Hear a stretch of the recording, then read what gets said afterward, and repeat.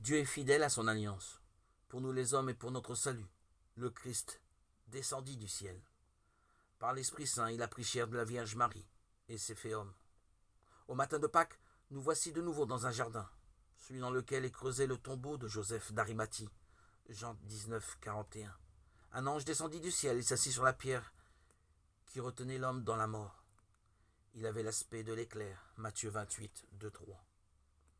Et il annonça la résurrection de Jésus. Par la croix victorieuse, l'humanité a de nouveau accès à l'arbre de vie. Apocalypse 22, 12, 16. Au matin de la Pentecôte, nous voici de nouveau sur la place de la ville. Ils sont rassemblés des hommes issus de toutes les nations qui sont sous le ciel. Depuis le temps de la chute de Babel, ils parlaient tous des idiomes différents. Or, voici qu'ils entendent proclamer dans leur langue les merveilles de Dieu. Acte 2, 5, 11.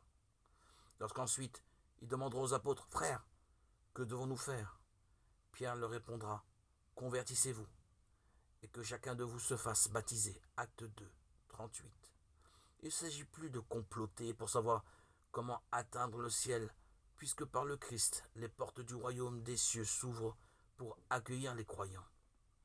Il ne s'agit plus d'asseoir leur renommée, puisque leurs noms sont inscrits dans les cieux. Luc 10, 20. Tout s'est passé comme Jésus l'avait annoncé. Je pars vous préparer une place.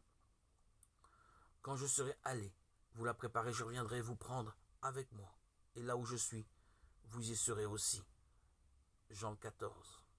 Depuis l'ascension de Jésus, les croyants sont donc dans la joie et l'action de grâce, car le Christ les a précédés dans la gloire auprès du Père. Et c'est là qu'ils vivent, en espérance.